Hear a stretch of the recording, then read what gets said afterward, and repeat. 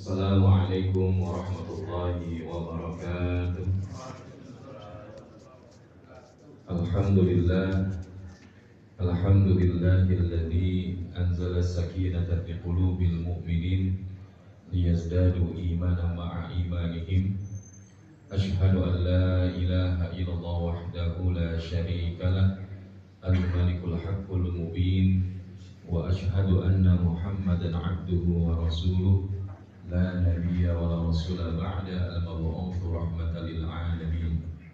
Allahumma fassalli wa sallim ala hadzal nabiyyil karim nabiyyina wa maulana Muhammad sallallahu alaihi wasallam wa ala alihi wa ashabihi wa man tabi'ahum bi ihsanin ila yaumiddin.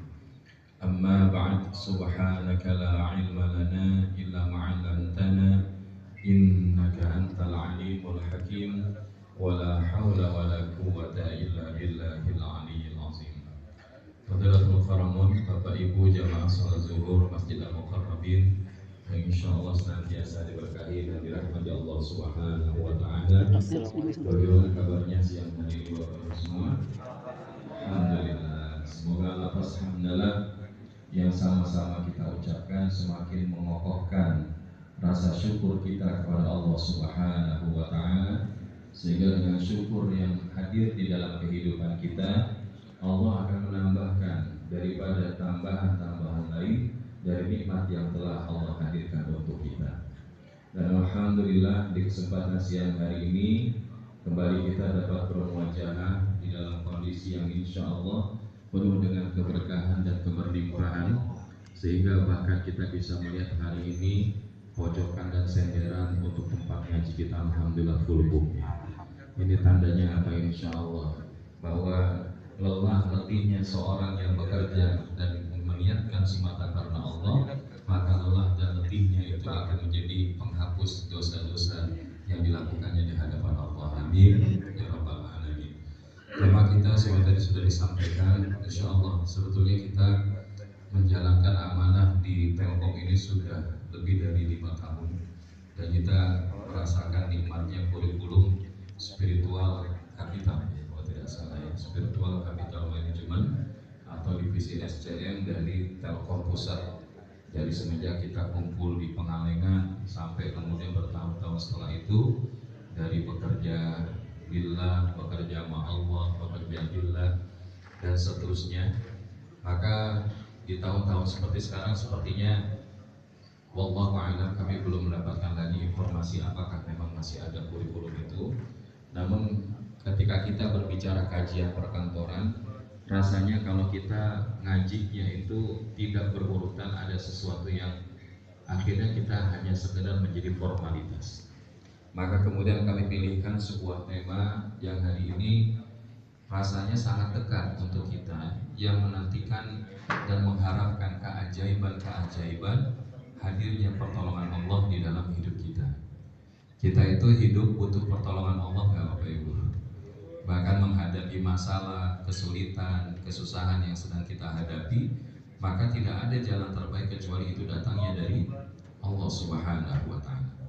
Dan yang menarik, ada satu ungkapan, cause every miracle comes from prayer. Karena setiap keajaiban-keajaiban tidaklah datang kecuali dimulai dari sebuah doa.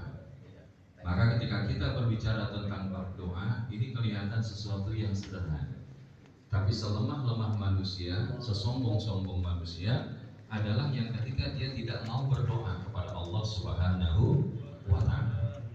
Padahal kalau kita melihat bagaimana keajaiban doa itu kan luar biasa. Karena Allah sendiri yang memang memerintahkannya kepada para hamba-hambanya, sebagaimana termaktub dalam Quran surat Ghafir ayat yang ke-60. A'udzu billahi minasyaitonir rajim. Wa qala rabbukum ud'uuni astajib lakum. Dan Rabbmu telah berkata, berdoalah kalian kepadaku, niscaya akan aku kabulkan. Maka dari sini kita dapati, bagi setiap muslim doa adalah bagian yang tidak terpisahkan daripada kehidupan itu sendiri.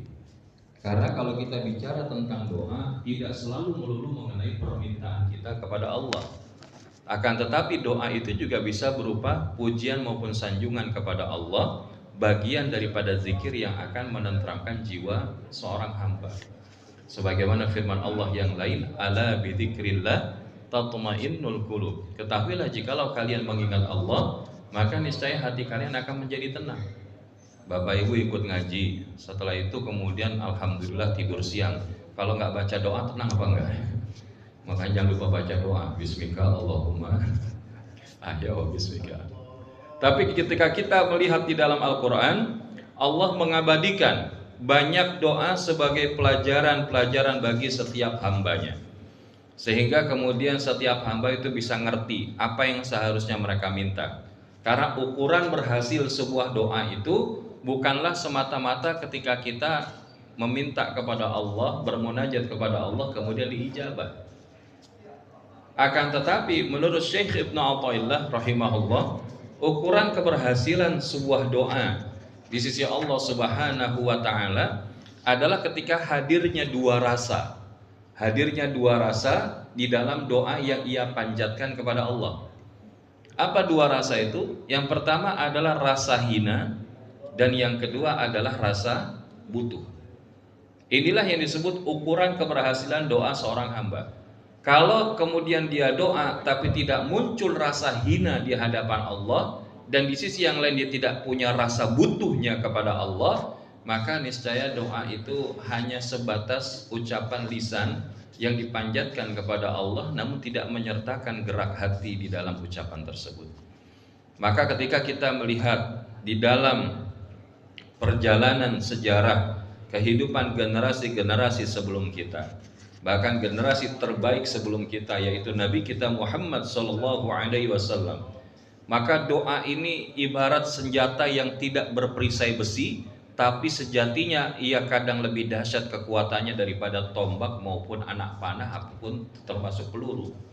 Kenapa? Karena ketika kita lihat doa itu mampu mengubah segala hal yang mustahil untuk menjadi mungkin, menjadi mustajabah. Sesuatu yang jauh menjadi dekat, dan yang nggak mungkin jadi mungkin karena sebuah doa.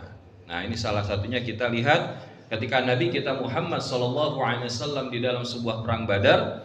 Maka ketika sebelum terjadi perang Badar, kita tahu episode perang Badar itu kaum muslimin jumlahnya 3 kali lebih sedikit daripada kaum musuh, ya, kaum kafirin.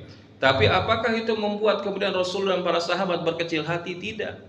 Di antaranya doa Nabi SAW di dalam hadis riwayat Imam Muslim, maka Nabi meminta kepada Allah, Allahumma anjizli ma wa'adtani, ya Allah penuhilah janjimu kepadaku. Allahumma ati ma wa'adtani, ya Allah berikanlah apa yang telah engkau janjikan kepadaku. Allahumma intuhlik hadhil isabah min ahlil Islam la tu'bad fil ard. Ya Allah, jikalau engkau membinasakan pasukan Islam ini, maksudnya apa? Nabi beserta dengan kaum muslimin pada saat itu, maka tidak akan ada lagi yang akan beribadah kepadamu di atas muka bumi ini. Maka pertanyaannya, doa Nabi ini diijabah enggak Bapak ya? Diijabah. Bahkan ketika Sayyidina Abu Bakar Siddiq radhiyallahu anhu melihat Nabi itu berdoa sampai mohon maaf, ya ketiaknya itu terlihat, saking tingginya beliau meminta kepada Allah dengan kedua tangan. Allahumma anjiz lima wa'adtani, Allahumma ati ma wa'adtani, Allahumma intuhlik hadhil isabah min ahli al-islam la tu'bad fil ard. Maka kemudian tidak berapa lama menjelang waktu fajar, maka datanglah berita dari Allah Subhanahu wa taala bahwa kaum muslimin yang dipimpin oleh Nabi SAW pun akan mendapatkan kemenangan. Maka ini akhirnya terwujud di dalam perang Badar. Kita mendapati episode kaum muslimin walaupun secara hitung-hitungan di atas kertas kalah secara jumlah, kalah secara kekuatan, tapi ternyata Allah hadirkan kemenangan. Begitupun kalau kita lihat fragmen para sahabat ridwanullah ajmain. Salah satunya doa Sayyidina Umar ibn al-Khattab radhiyallahu anhu, di mana beliau minta kepada Allah, Allahumma rzuqni syahadatan fi sabilik. Ya Allah, anugerahkan kepadaku mati syahid di jalanmu. Wa ja'al mauti fi baladi rasulik. dan jadikanlah kematianku di negeri Rasulmu. Pertanyaannya, dikabul nggak doanya Sayyidina Umar ini? Dikabul, karena ketika Sayyidina Umar akan melaksanakan sholat subuh atau ketika sedang melaksanakan sholat subuh, dia ditikam oleh siapa? Ya, ada sebuah upaya untuk membunuh daripada Sayyidina Umar, Abu Lu'lu', yang dikenal daripada seorang Yahudi yang kemudian juga beragama Majusi. Dan pada saat itu kemudian Sayyidina Umar wafat syahid di negeri Nabi SAW di Madinah, dan kemudian dalam keadaan syahid di jalan Allah. Jadi kalau orang mintanya betul kepada Allah Subhanahu wa taala, maka niscaya Allah Subhanahu wa taala akan memberikan sesuai dengan apa yang dia minta. Bahkan dalam riwayat lain dikatakan, jikalau seorang hamba meminta kepada Allah dengan kedua tangannya yang ia angkat, dan kemudian ketika diturunkan itu belum diijabah sama Allah, Allah malu kepada hambanya. Maka oleh karenanya dalam satu hadis lain Nabi SAW bersabda, ma'alal ardi muslim yad'u Allah ta'ala bida'watin illa atahullahu iyyaha. Tidaklah seorang muslim berdoa kepada Allah dengan sebuah doa, melainkan Allah pasti memberikannya kepadanya. Melainkan pasti Allah memberikannya kepadanya. Dari apa? Doa yang dimintakan kepada Allah Subhanahu wa taala.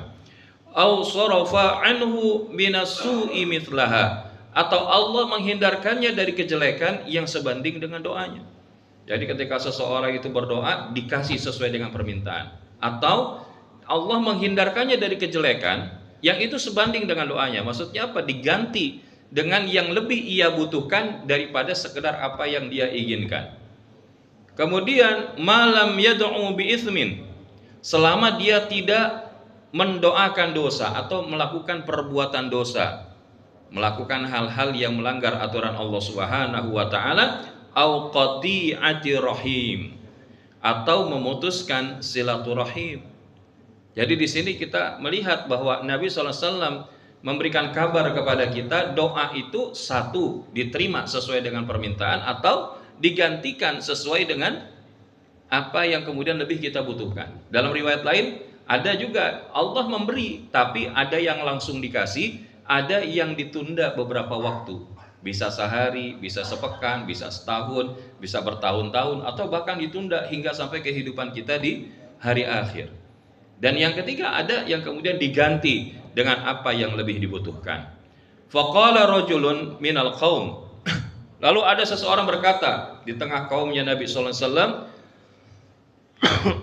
idan nukthir, jikalau begitu kita akan perbanyak doa.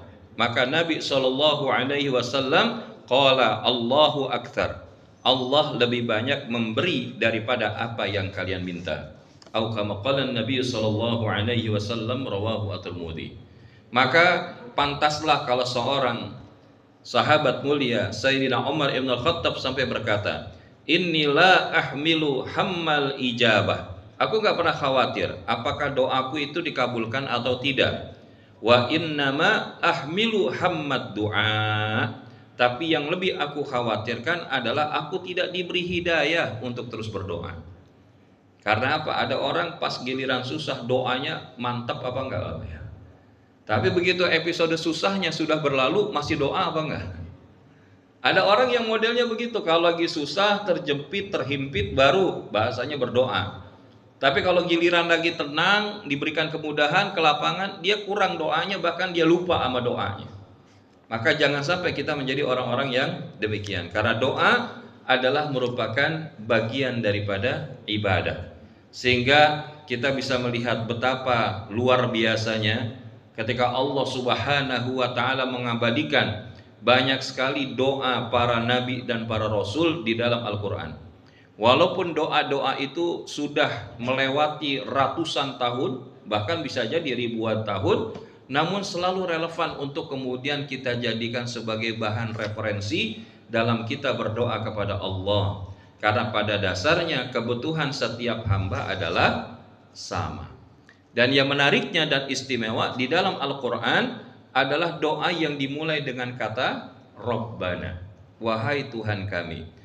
Apabila kita telisik dalam tata bahasa, kita akan jumpai bahwa Rabbana tertulis tanpa huruf panggilan atau harfun nida. Tujuannya apa? Agar memberikan atmosfer kedekatan antara manusia yang berdoa dengan zat yang ia mintai hajatnya. Dan oleh karena itu, bahkan kalau kita lihat semua doa-doa di dalam Al-Quran yang dimulai dengan kata Rabbana, itu pasti betul-betul berisi kebutuhan makhluk untuk semua urusan dunia dan akhiratnya. Maka apabila kita melewatinya, maka bukan tidak mungkin kerugian kita itu akan terakumulasi makin lama menjadi makin besar. Karena secara maknawi nggak ada doa, berarti nggak ada pertolongan Allah pada diri manusia. Maka tadi ungkapannya, cause every miracles comes from prayer. Karena boleh jadi setiap keajaiban pertolongan Allah itu dimulai datangnya dari sebuah doa yang kita panjatkan.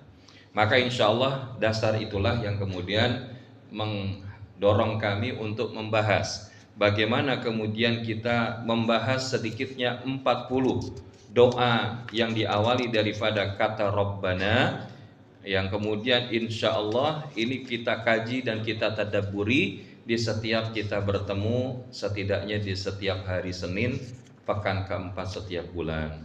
Sehingga mudah-mudahan insya Allah kita menjadi seorang hamba yang terus menunjukkan dan memberikan bukti keberhambaan kita kepada Allah. Karena doa bukan hanya sekedar permintaan, tapi doa juga adalah bukti kita seorang hamba di sisi Allah Subhanahu wa ta'ala.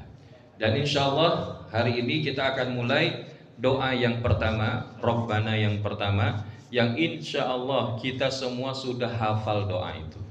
Kita baca doa itu dari kita kecil sampai punya anak kecil, sampai punya cucu anak kecil ya. Apa doa itu? Rabbana atina fid dunya hasanah wa fil akhirati hasanah wa qina adzabannar. Kita sering nih baca doa ini, tapi pertanyaannya, tahu nggak kita ada di dalam Quran apa, surat berapa, ayat berapa? Ini kelihatan kalau dari diamnya ini insya Allah tawadhu ya. Ini biar yang lain aja Ustaz yang jawab ya. Ya, Qurannya surah Al-Baqarah ayatnya 201 ya. Karena apa? Sebagai sebuah gambaran awal, banyak manusia tanpa sadar bahwa ketika dia doa, sebetulnya itu akan membuka jati diri dia di hadapan Allah. Apakah dia hamba dunia, apa hamba akhirat? Karena ada orang yang bahasa, Allah Ustadz nggak usah ngomongin akhirat lah, kita hidupkan di dunia. Yang kita minta tentang dunia aja, akhirat kan tantaran aja.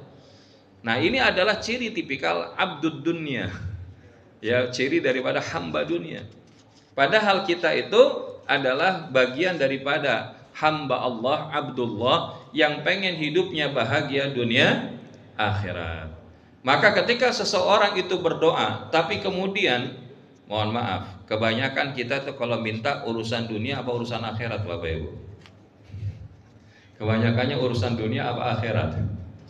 Ya coba kalau bahasa kan gini, kita minta apa? Minta kaya, minta dikasih sehat, minta dikasih kebaikan pasangan, minta dikasih keturunan, minta dikasih pekerjaan lancar, bisa dikasih naik jabatan, bisa kemudian turun bonus sebelum akhir bulan. Dibandingkan minta surga, minta ampunan, banyakkan mana? Karena apa? Karena ini cermin diri kita Bapak Ibu. Jadi kita nggak usah ngejudge siapapun, kita ngejudge diri kita aja. Bahwa ketika seseorang itu sudah mintanya kebanyakan dalam urusan dunianya saja, maka bukan nggak mungkin kita itu sudah jadi bagian dari abdud dunia.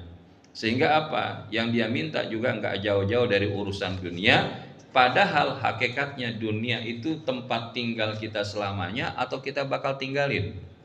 Kita bakal tinggalin. Maka oleh karena itu Ibnu Abbas radhiyallahu an mengatakan, kana qaumun minal a'rabi yaji'una ilal mauqifi fayaqulun.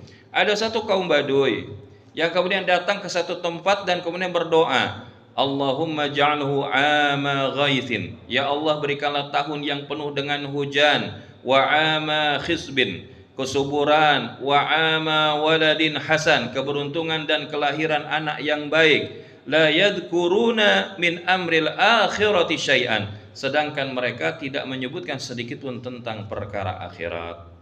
Maka inilah yang kemudian dimaknai kalau kita hari ini apalagi ini lagi diuji. Sebagian kita airnya lagi asat, betul apa kagak? Tapi kelihatannya kalau di Masjid Al-Muqarrabin air kenceng-kenceng banget ya. Maka kalau air kenceng jangan kemudian wah nih bagus juga kalau nanti nyari dirigen biar dibawa pulang ya. Kenapa? Karena hari ini di sekitaran daerah kita ya, mau di Tangsel, mau di Jaksel, mau di Jakarta, ini sudah ada beberapa saudara kita yang sudah kesulitan air. Kemarin tuh saya lihat di daerah Parung, ya daerah Parung dekat daerah Sawangan, itu ada mobil air dari Pemda. Wah, orang udah ngantri kayak zaman dulu ya kan. Padahal sekelilingnya masih banyak puunan, masih banyak pohon-pohon, masih banyak sawah-sawah. Tapi kemarin sekalinya ada kandang ayam kebakar itu hampir kurang lebih 200 meter. Dan ini kita berlindung kepada Allah Subhanahu wa taala. Saya cuma bilang gini, kali di kampungan ini kurang banyak minta sama Allah. Maka di beberapa daerah itu sudah sholat istisqa ya. Dan biiznillah ketika sholat sunnah istisqa, Allah hadirkan hujan yang berkelimpahan. Ya kalau emang alhamdulillah Ustaz saya tinggalnya di Bogor, tiap hari hujan mulu ya kan. Ya itu rezekinya orang Bogor kan. Tapi kita kemarin mampir ke Balikpapan, alhamdulillah nyampe itu yang ada alhamdulillah hujan. Ya beda kita waktu ke Palembang beberapa minggu sebelumnya. Kita mau landing aja itu bahasanya pembakaran daripada lahan gambut, itu bahasanya kalau lagi kemarau, memang musimnya orang pada bakar gambut supaya gampang nanam lagi. Tapi ala kulli hal yang ini kita bilang bahwa apa? Dunia dan akhirat itu pada dasarnya nggak bisa seimbang karena memang ada perbedaan yang mencolok di antara keduanya. Yaitu apa? Surga itu tidak ternilai harganya dan dunia itu hanyalah recehan yang pasti akan rusak ketika kiamatnya menyapa.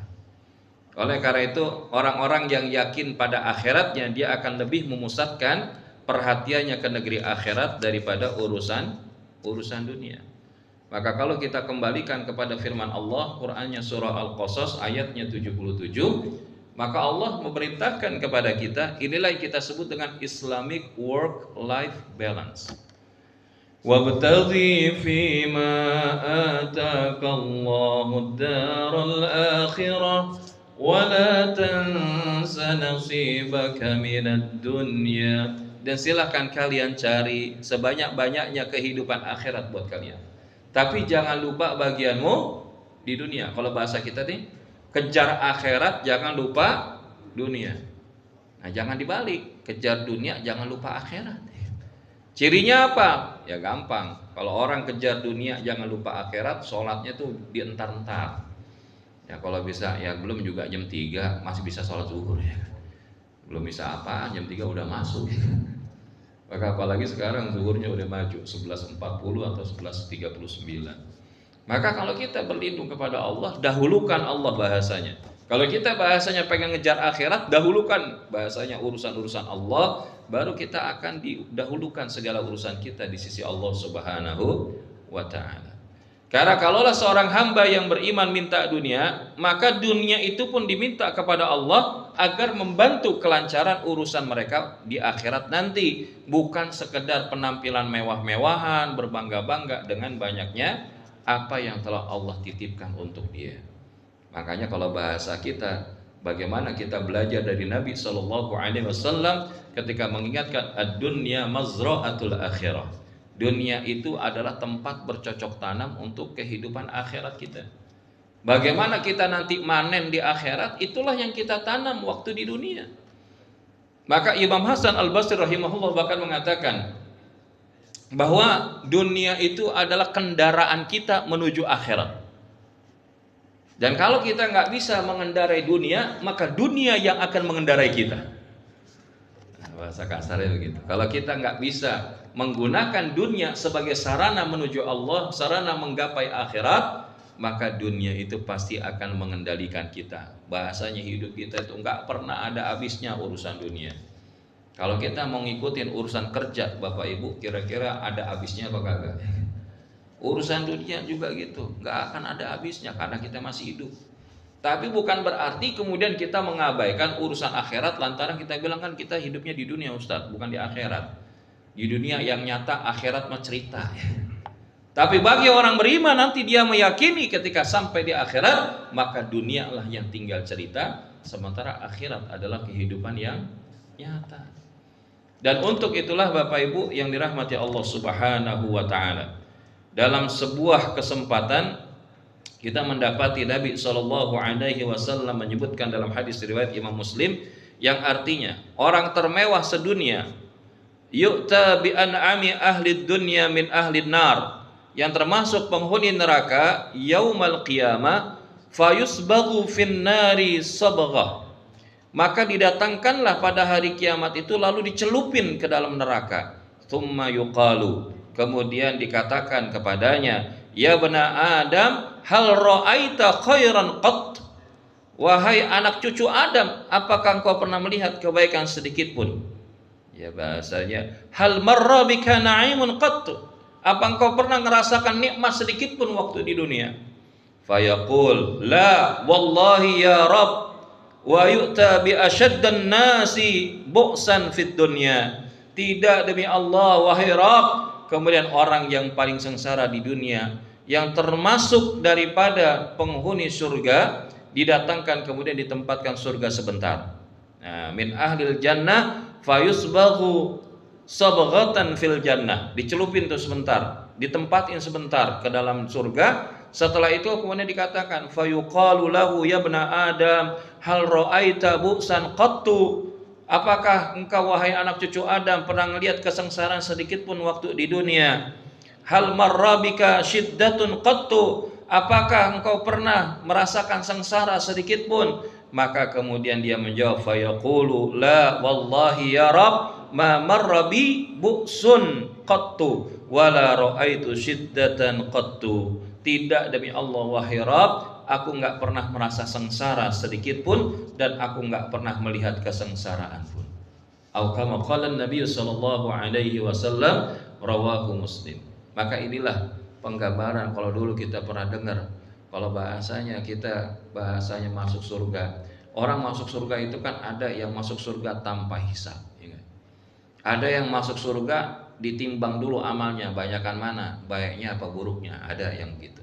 Tapi ada juga masih banyak yang buruknya, tapi dia ada kebaikannya dan Allah ridho, maka bahasanya apa? Dicuci dulu. Coba kalau kita masuk surga pengennya dicuci dulu apa langsung masuk tanpa hisab? Karena yang namanya dicuci dulu sehari di akhirat itu setara 1000 tahun. Ya dicuci di neraka 5 hari kelar urusannya. Maka kita berlindung kepada Allah Subhanahu wa taala, karena orang yang punya kebaikan dalam iman, maka dia akan sempurna ketika meraih kebaikan di dalam kehidupan dunia maupun akhiratnya. Karena kalaupun setidaknya di akhirat dia akan meraihnya sembari tersenyum bahagia. Karena kalau dia pun tidak diberikan dunia, bisa jadi Allah mengakhirkannya kelak di akhirat untuk di antara hamba-hambanya yang Allah pilih. Maka seringkali kita itu menafsirkan bahwa arti kebaikan yang kita bacakan di dalam doa ini, Rabbana atina fid dunya hasanah wa fil akhirati hasanah wa qina adzabannar, itu adalah banyak harta dan materi yang terkumpul. Padahal apa? Standar kebaikan Allah tidak semata-mata berhubungan dengan bab dunia saja. Maka pernah diantaranya siapa? Abdullah ibnu Abbas radhiyallahu an ditanya, wahai Abdullah, apakah yang dimaksud dengan atina fid dunya hasanah? Kalau kami dapati akhirati hasanah sudah jelas, yaitu apa? Faman zuhziha 'anil nar wa udkhilal jannata faqad faz. Siapa yang dijauhkan dari neraka, dimasukkan ke dalam surga, maka mereka orang yang sukses sebenar-benarnya. Tapi kalau dibilang atina fid dunya hasanah itu apa? Maka kemudian beliau menjawab, orang yang diberikan kebaikan hidup di dunia itu ada di dalam 7 keadaan. Apa itu? Yang pertama adalah qalban syakira.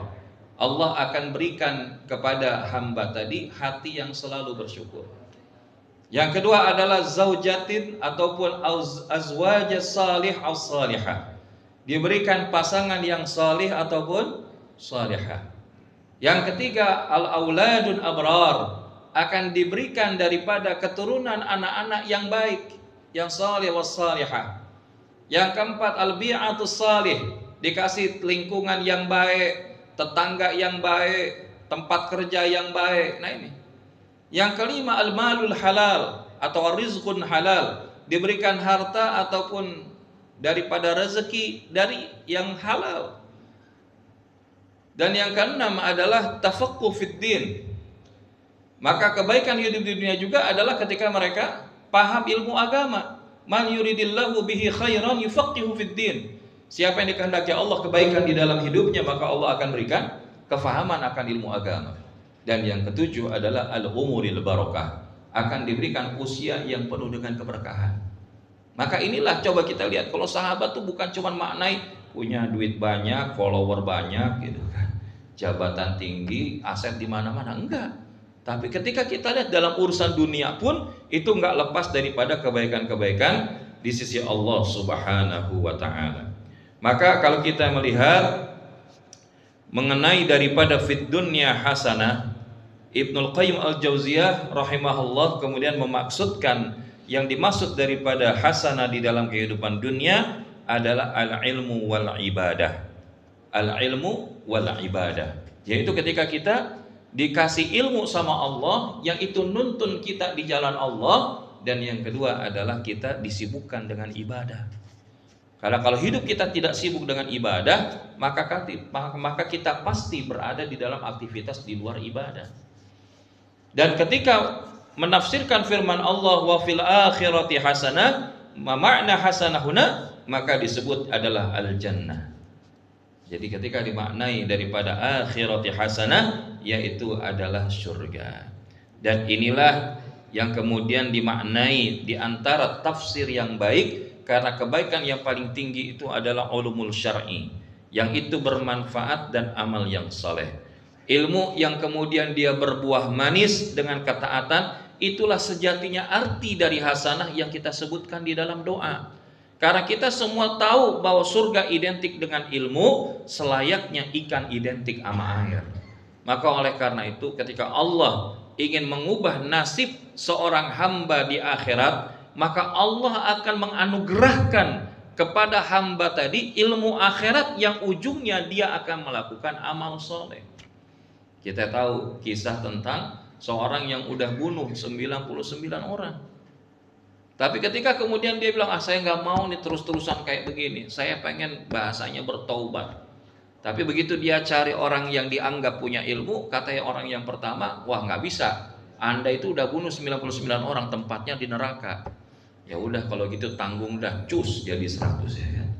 Tapi ketika ketemu seorang alim, ketika ketemu seorang ulama, dibilang bisa selama engkau berhenti al-iqla wan nadam, engkau menyesali daripada apa yang engkau lakukan, wal hijrah, dan engkau kemudian hijrah, meninggalkan apa yang sudah tidak baik kepada yang baik, termasuk hijrah tempat tinggal. Dan dia lakukan, baru berjalan meninggalkan kampungnya beberapa saat, ternyata takdir kematian menjemput dirinya. Dan pada titik itu dengan kasih sayang Allah Subhanahu wa taala, beliau dicatatkan sebagai min ahlil jannah. Maka coba lihat, ini kalau kita hari ini dipilih sama Allah mau datang ke pengajian, maka insya Allah bukan tidak mungkin ini salah satu kebaikan Allah agar apa? Kita di akhiratnya dapat kebaikan di sisi Allah. Makanya datang ngaji kayak begini kira-kira seneng apa enggak? Nyesel apa enggak? Ya, kalau kita datang ke sini nggak seneng, rada-rada nyesel, ya itu masih mending karena masih mau datang ya. Kadang ada orang juga udah kagak seneng, apalagi boro-boro nyesel, yang ada pada bilang-bilang gini, apaan tuh orang pada pengen kelihatan soleh semua pada urusannya, giliran kerja kagak baik gitu. Kadang-kadang orang ada aja nyinyirnya, kadang-kadang ada orang yang bahasa ngelihatnya yang jelek aja.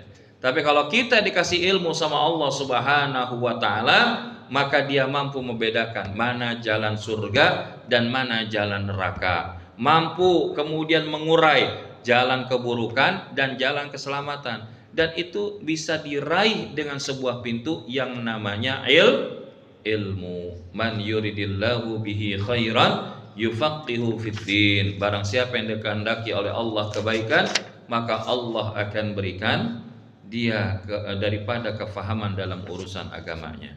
Maka dalam satu riwayat Imam Ahmad, Nabi SAW membagi manusia dalam pusaran ilmu dan harta itu jadi 4 kelompok. Yang pertama, kelompok yang diberikan harta dan ilmu. Dia berbuat baik kepada masyarakat dan juga kepada dirinya sendiri dengan apa? Ilmu dan hartanya. Maka ini adalah kelompok yang terbaik. Kelompok kedua yang diberikan ilmu tapi nggak dikasih harta. Pahala di kelompok pertama ini dan boleh jadi yang kedua ini sama. Lantaran apa? Ada niat yang baik. Karena apa? Jika tidak, maka kelompok yang pertama yang berinfak dan bersedekah. Maka kelompok pertama yang infak dan sedekah berada di atas kelompok kedua karena infak dan sedekah.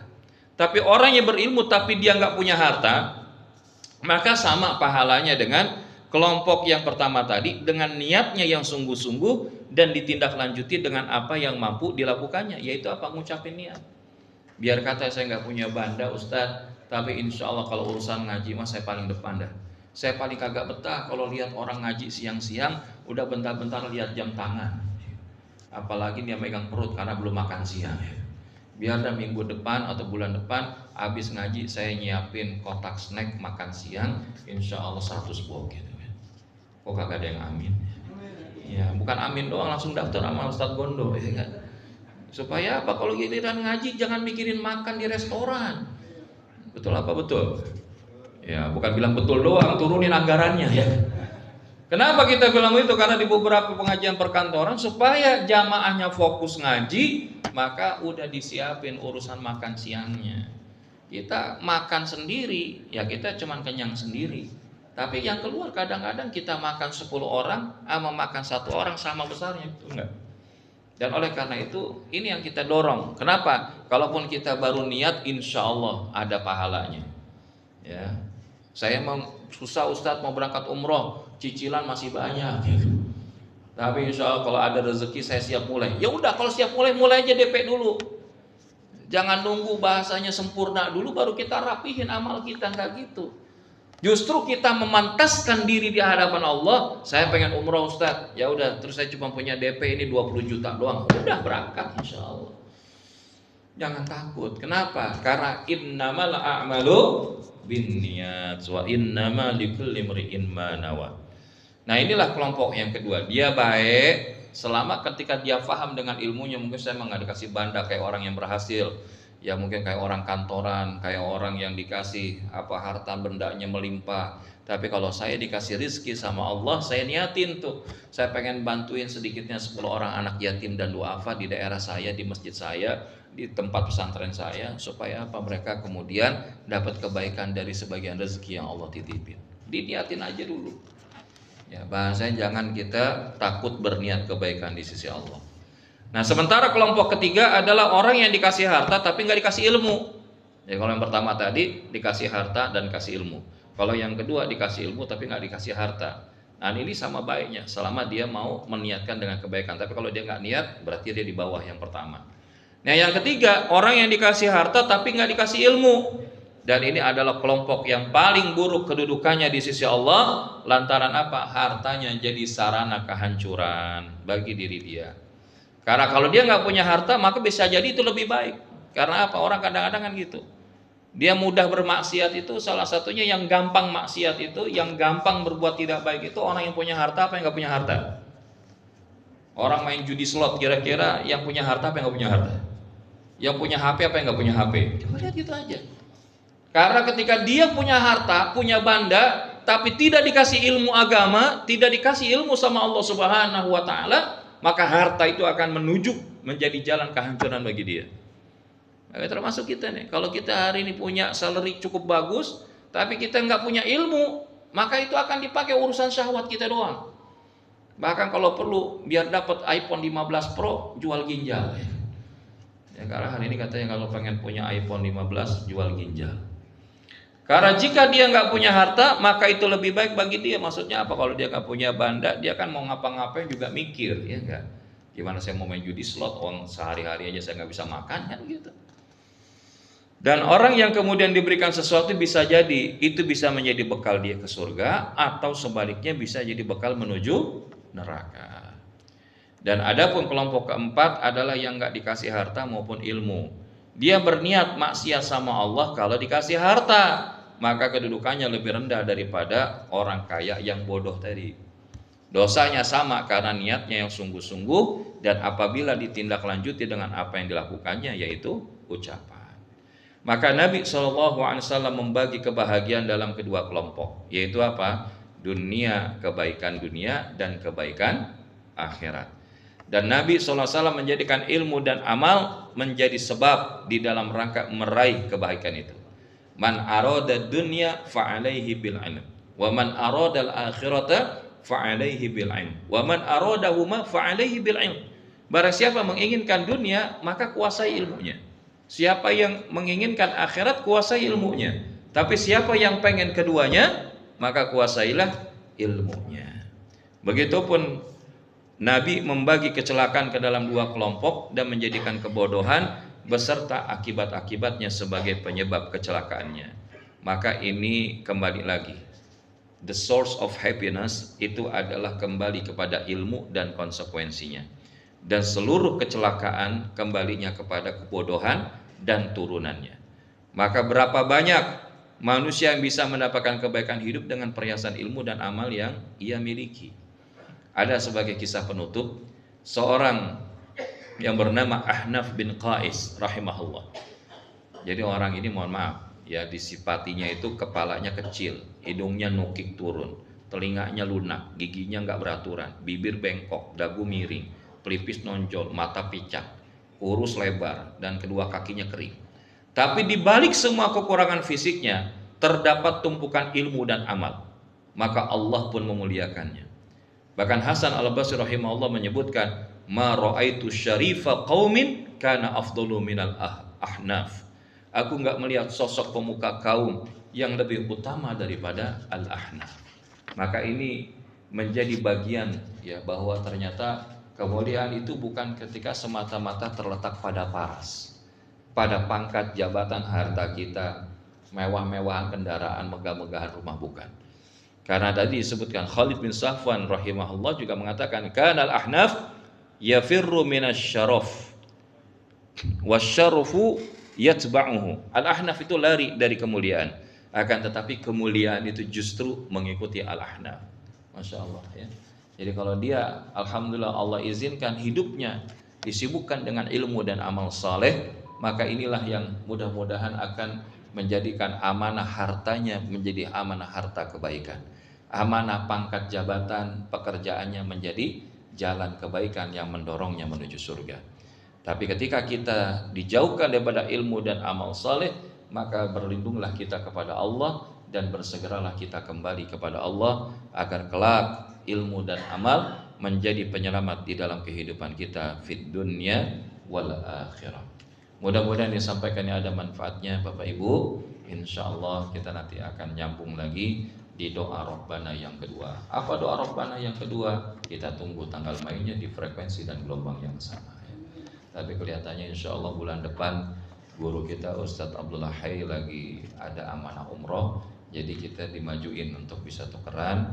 Insyaallah di Senin pekan kedua, mudah-mudahan kita lanjutin daripada doa Rabbana yang kedua. Tapi doa Rabbana yang pertama insyaallah udah hafal semua. Apa tuh doanya? Rabbana atina fid dunya hasanah wa fil akhirati hasanah wa qina adzabannar. Wassallallahu ala sayyidina Muhammadin nabiyil ummi wa ala alihi washabbihi wa barik wasallam. Subhanakallahumma wa bihamdika asyhadu an la ilaha illa anta astaghfiruka wa atubu ilaik. Wabillahi taufiq wal hidayah. Wassalamualaikum warahmatullahi wabarakatuh.